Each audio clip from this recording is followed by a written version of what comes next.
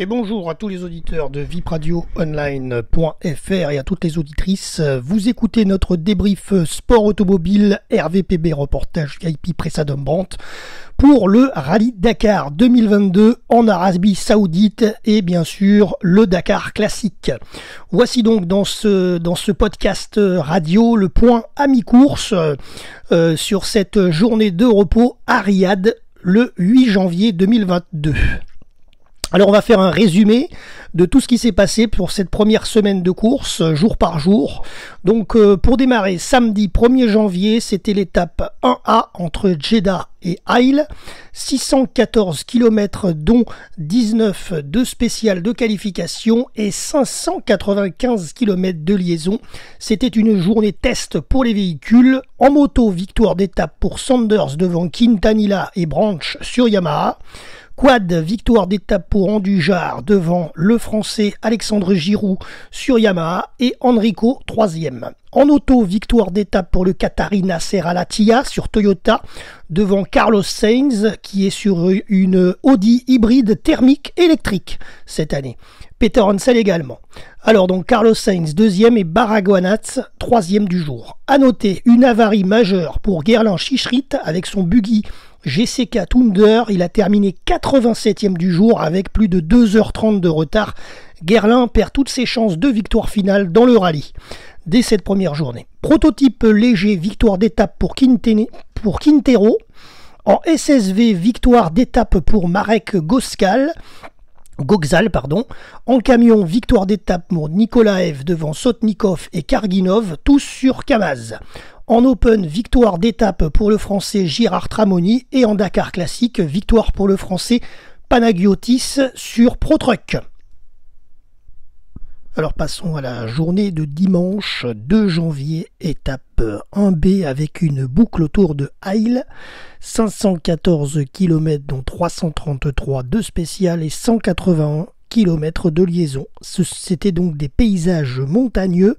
Et côté résultat du 2 janvier, en moto, deuxième victoire d'étape pour Sanders devant Quintanilla et Walkner. Le Français Adrien Van Beveren sur Yamaha termine 4e, 3 minutes 07 d'avance au général pour Daniel Sanders devant Quintanilla.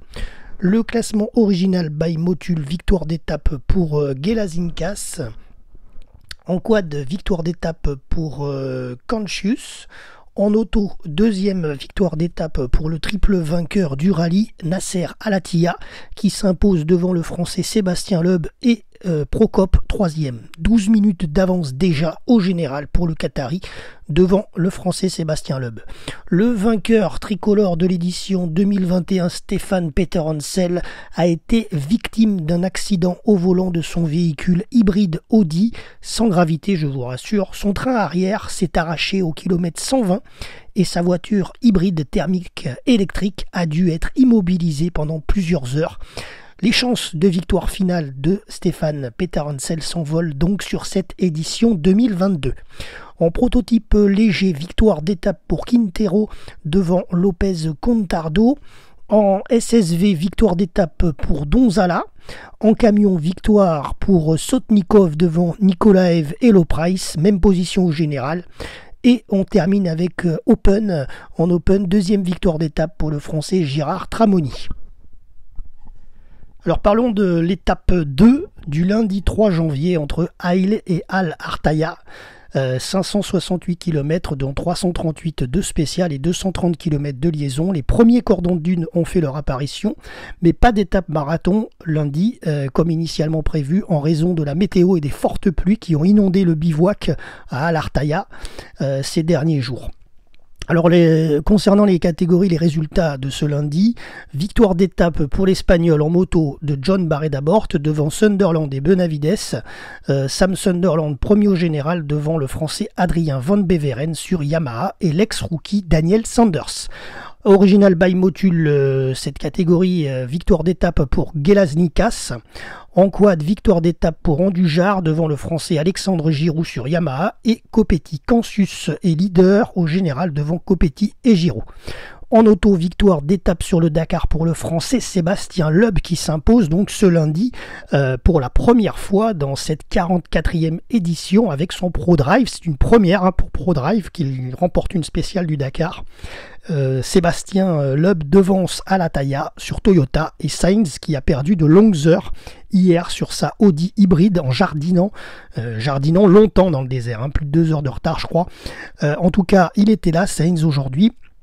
Loeb signe son 15e succès scratch sur le Dakar et égale les records de Jean-Louis Schlesser et Bruno Sabi. Belle anecdote aussi à souligner dans le bivouac automobile que nous avons appris aujourd'hui, le Français Romain Dumas qui avait subi l'incendie de son buggy le jeudi dernier avant le départ du rallye est parti au départ du rallye avec la voiture personnelle, tenez-vous bien, du triple vainqueur Nasser Al-Attiyah qui lui a prêté son Toyota qui était réservé à son musée. Et il a donc été redécoré aux couleurs du team Rebellion Racing en quelques heures seulement. Et Romain a pu prendre le départ avec son coéquipier après les vérifications du vendredi.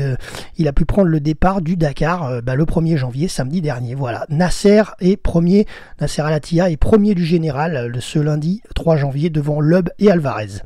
En prototype léger, victoire d'étape pour le Français Guillaume Demévius. En SSV, victoire d'étape pour Goscal.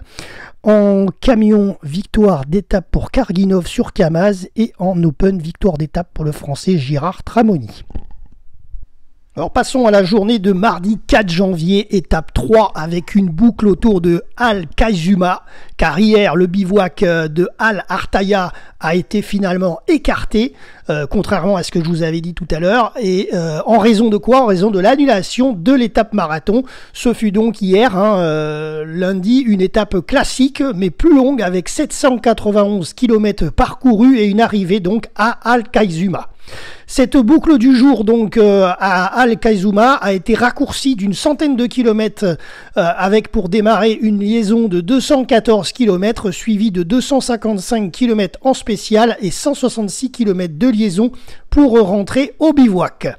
Sable et piste roulante au menu. Les résultats du jour provisoires en moto, victoire d'étape pour Rodriguez devant Toby Price et Klein. Au général provisoire Sunderland premier devant le français Adrien Van Beveren sur Yamaha et Walkner.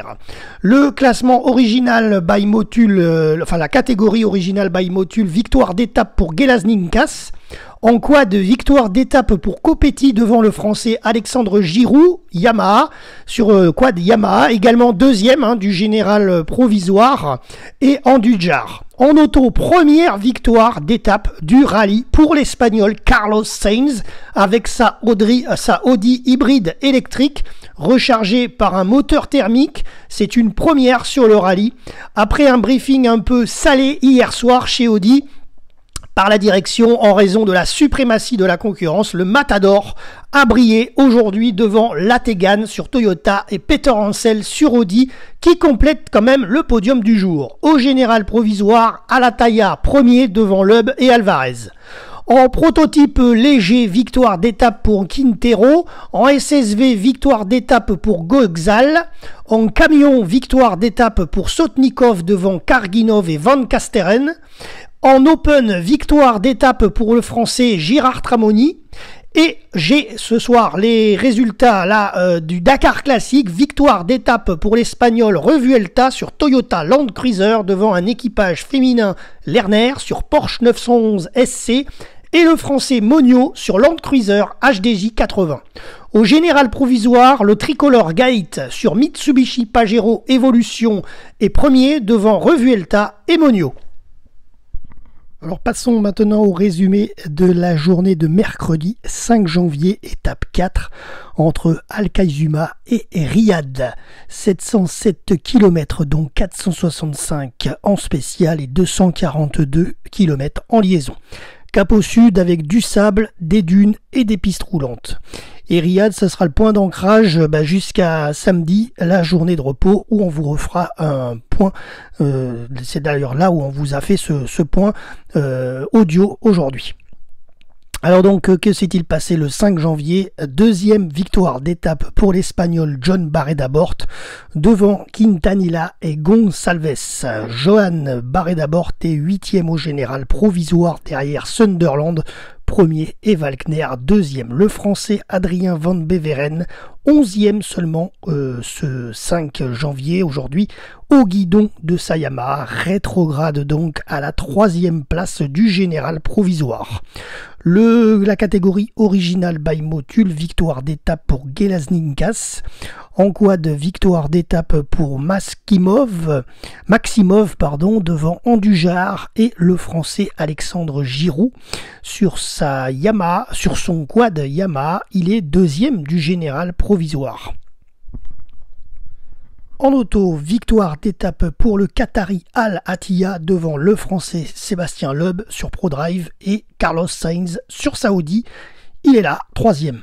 Le français Peter Hansel a eu de nouveaux problèmes aujourd'hui avec une casse de l'amortisseur après un atterrissage dans les dunes. Son système de refroidissement par eau du moteur est cassé sur la Audi. Stéphane doit donc attendre son camion d'assistance pour avoir un nouvel amortisseur et tenter la réparation du système de refroidissement. L'équipage était donc tanké un sacré moment dans le désert saoudien. Au général provisoire, Nasser, premier devant Loeb et Al-Rajhi. Concernant les prototypes légers, victoire d'étape pour Quintero. Les SSV, victoire d'étape pour Lupi de Oliveira. Et les camions, victoire d'étape pour Nikolaev devant Shibalov et Sotnikov. 3 Kamaz sur le podium du jour. Et en Open, pour terminer, victoire d'étape pour le français Tramoni en tête du général provisoire. Alors passons aux résultats de jeudi 6 janvier, étape numéro 5, avec une première boucle autour de Riyad, 560 km dont 346 de spécial et 214 de liaison, mais avec 2 parcours différents aujourd'hui pour les 2 roues et les 4 roues.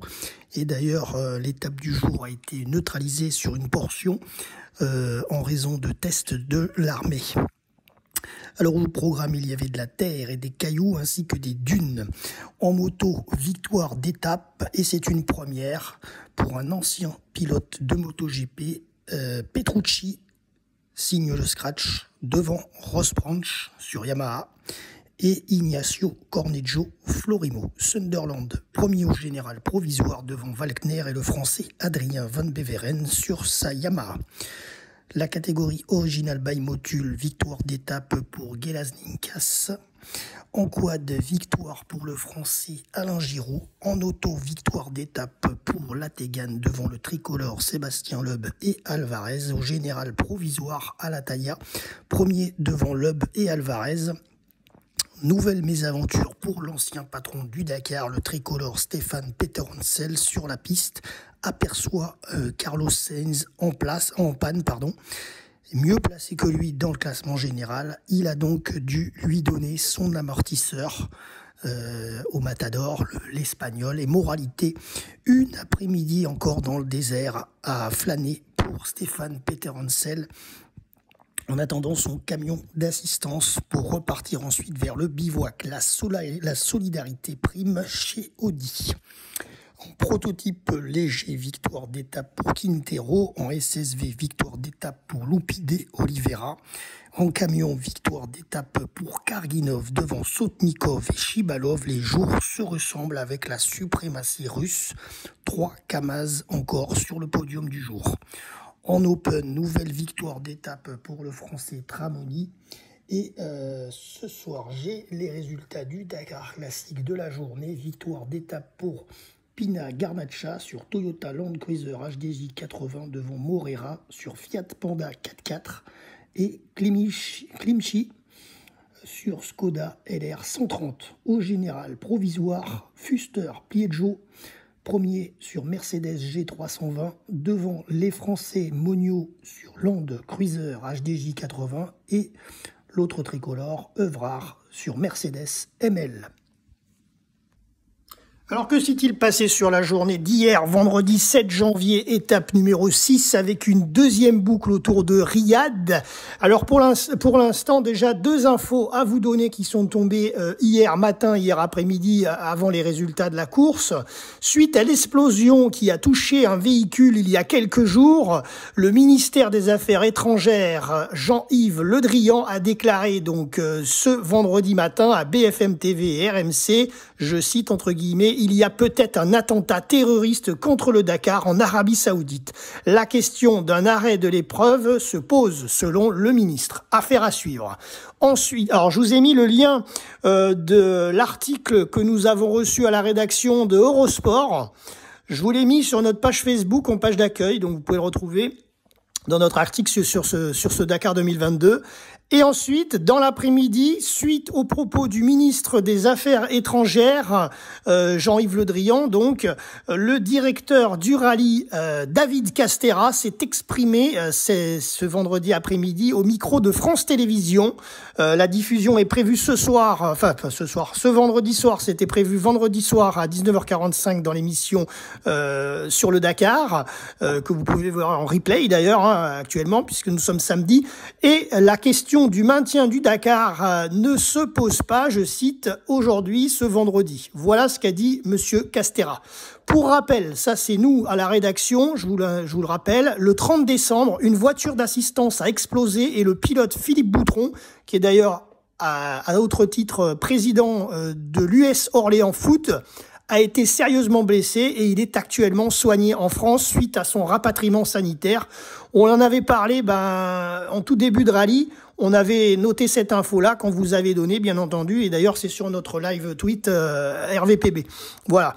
Et je vous ai mis aussi sur notre page Facebook, en page d'accueil, dans notre article Dakar, le lien de l'interview, le lien de France Télévisions qui explique que David Castera, pour lui, il faut maintenir le Dakar. Voilà, à aujourd'hui.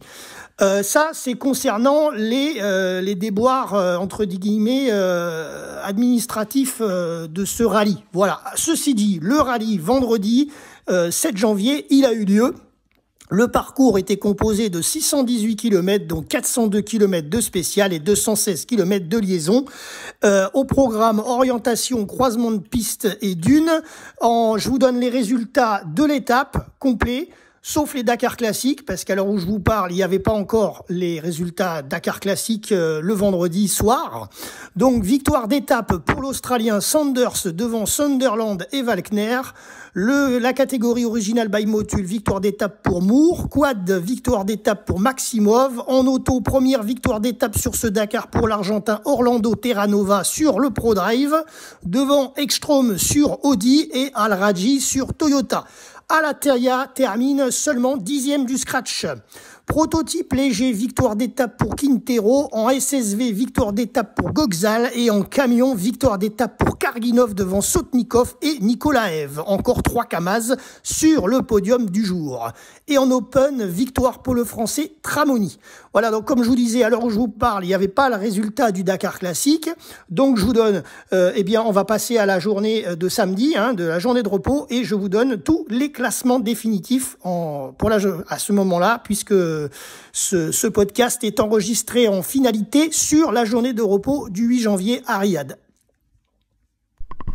Et nous arrivons donc en dernière partie de notre chronique radio à propos de ce Dakar Rallye 2022. Nous sommes aujourd'hui le samedi 8 janvier, journée de repos à Riyad en Arabie Saoudite. Nous faisons un point sur les classements généraux provisoires pour cette mi-course. Par catégorie, c'est parti. Moto, le Britannique Sam Sunderland est premier avec 2 minutes 39 d'avance seulement sur Matthias Walkner, deuxième. Donc comme vous le voyez, rien n'est fait. Et le troisième, pareil, c'est Sanders à 5 minutes 35. Donc en moto, vraiment, c'est dans un mouchoir de poche. Le Français Adrien Van Beveren sur Monster Energy Yamaha Rally Team est quatrième à 7 minutes 43 devant Pablo Quintanilla, cinquième. Donc lui aussi, il a possibilité de grappiller quelques minutes au général et pourquoi pas prendre la pole éventuellement s'il y a un problème sur Sunderland ou Walkner ou Sanders. Il peut remonter de la place. Ensuite, le vainqueur 2021 du rallye, Kevin Bedavides, lui par contre pointe seulement en 8e position sur sa nouvelle monture, la KTM cette année. L'année dernière, il était sur Honda. L'américain Andrew Short, Monster Energy Yamaha Rally Team est 11e devant Toby Price, 12e. Le tricolore Xavier de Soultré est 14e devant Ricky Brabec, 15e. Vainqueur du Dakar 2020 quand même, Ricky Brabec, il est seulement 15e. Le troisième pilote du Monster Energy Yamaha Rally Team, notre partenaire radio associatif, Ross Branch. Alors, il n'a pas abandonné, mais il est très loin. Il est 123e du classement. Et donc, il sert d'assistance rapide à Van Beveren et à Short. Voilà concernant la catégorie des motos. Alors, on passe à l'original by Motul. Gelaznikas premier avec 48 minutes d'avance, 21 secondes. Devant Angel deuxième et Moore troisième à 1h10 minutes 34. Autrement dit que Gelaznikas a un tapis devant lui pour la seconde partie de ce rallye. Le français Benjamin Melo est 4e devant Gignes 5e. On passe au quad. Le français Alexandre Giroux sur Yamaha Racing SMX Dragon est premier avec 4 minutes 52 d'avance. C'est pas beaucoup, mais c'est quand même ça. Devant qui? Devant l'américain Pablo Copetti 2e et Maximov 3e à 36 minutes 15. Wisniewski 4e et Moreno 5e. On passe à la catégorie auto. Et là, on va savoir qui est, mais vous le savez depuis le premier jour, qui est le leader, puisque vous avez écouté notre chronique du début à la fin, j'espère. Le Qatari Nasser Al-Attiyah est leader, mais on a entendu dire cette semaine qu'il pourrait éventuellement écoper d'une sanction sur le rallye. Affaire à suivre. En tout cas, il a 48 minutes 54 d'avance, donc un tapis rouge devant lui pour remporter ce Dakar. Mais maintenant, on n'est qu'à mi-course, on verra bien. Sur qui il a 48 minutes 54 d'avance? Sur le Saoudien Yazid Al-Rajhi, deuxième. Oui, vous l'avez bien entendu, le Français Sébastien Loeb et Fabien Lurcan ne sont plus que troisième à 50 minutes 25. Ils se sont fait cramer, comme vous voulez. Ils se sont fait récupérer 2 minutes par Al-Rajhi, qui est donc passé en seconde position. Rien n'est fait pour la seconde place en tout cas. Voilà. Ensuite, le Sud-Africain Giniel de Villiers, on n'a pas beaucoup pris de ses nouvelles cette semaine. Il est 4e, quand même, c'est pas mal, c'est très bien même, devant Alvarez, 5e.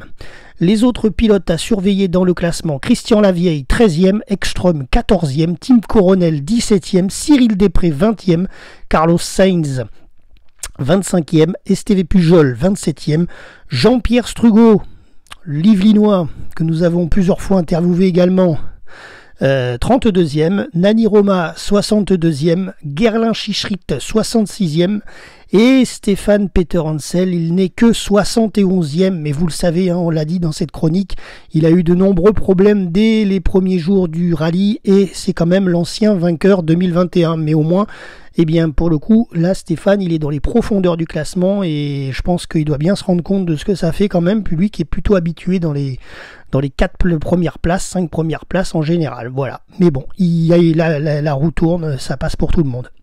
Prototype léger, Francisco Lopez Contardo est premier avec 23 minutes 09 d'avance sur Ericsson, deuxième, donc il a une bonne avance quand même, tranquillement. Gutierrez Herrero est troisième à plus de 2h20 minutes, 2h20 minutes 16 précisément, 16 secondes. Voilà, donc Francisco Lopez Contardo est quand même assez tranquille pour l'instant. Alvarez est 4e et Pinchedez est 5e. Dans le team Yamaha Powered by X-Red Team, l'italienne Camelia Liparotti, on n'a pas pris de ses nouvelles cette semaine, elle est 8e.